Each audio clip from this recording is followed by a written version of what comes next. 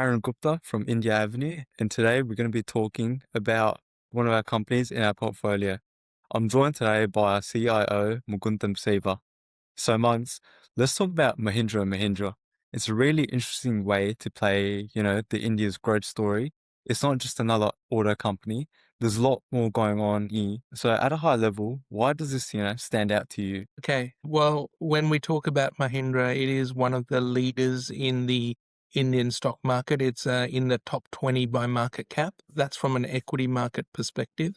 However, when we come to a high level overview of the business, Mahindra is a strong, well established business that benefits from two key drivers. Firstly, rising rural incomes, and secondly, increasing vehicle ownership. What makes it particularly compelling is its dual engine business model.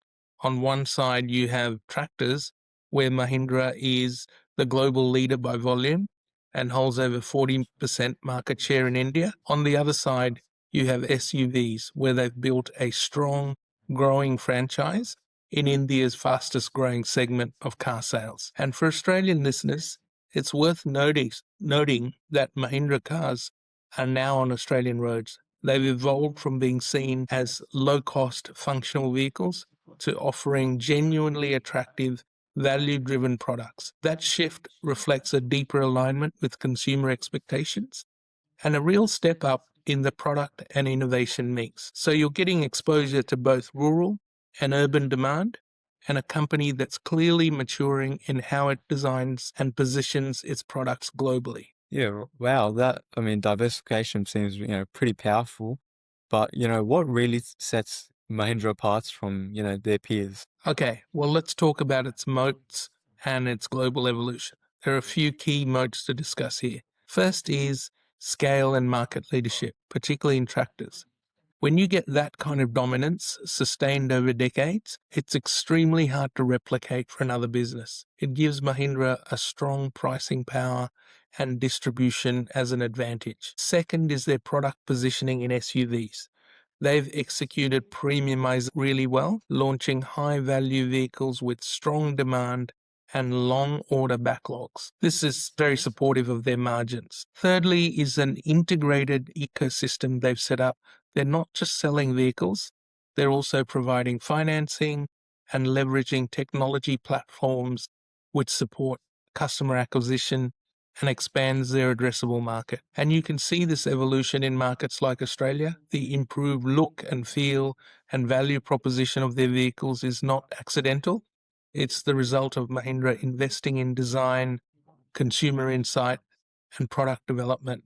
It's a very different company from what Australians might remember a decade ago. On top of that, they're early in the electric vehicle switch, with over 30,000 EV SUVs delivered in just 7 months.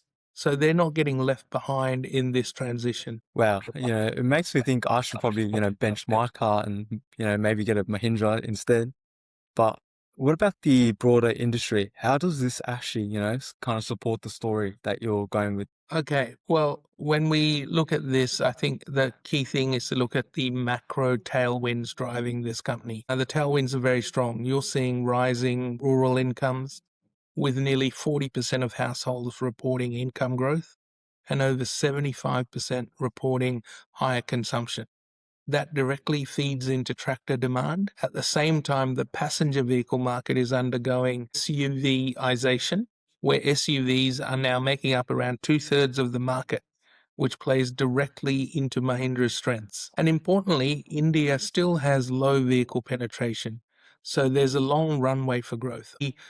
4% of people in India own cars, and this runway is going to be significant. So, when you bring all this together, how should investors really think about Mahindra's role in their own portfolio? Well, that's an important part. And part of investing in India is looking for a long-term theme and finding the right buy point. It's really about owning businesses that can combine scale, structural growth, and improving profitability. Mahindra has delivered revenue growth of over 20% annually, and that's translated into rising compounding earnings. The market has recognized that.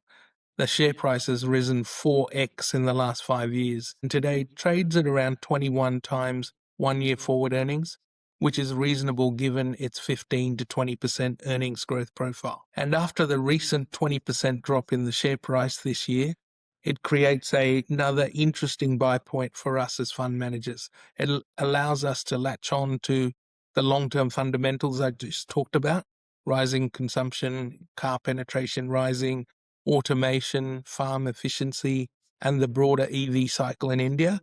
You're effectively getting exposure to two durable themes: rural mechanization, rising vehicle ownership, through a company with clear competitive advantages and a pathway into future mobility. So if you're looking for a way to, play the India's growth story, a business with, scale, pricing power, a strong momentum behind it, Mahindra is definitely a name worth knowing and, keeping an eye out for. Mugs, thanks for joining and sharing your insights.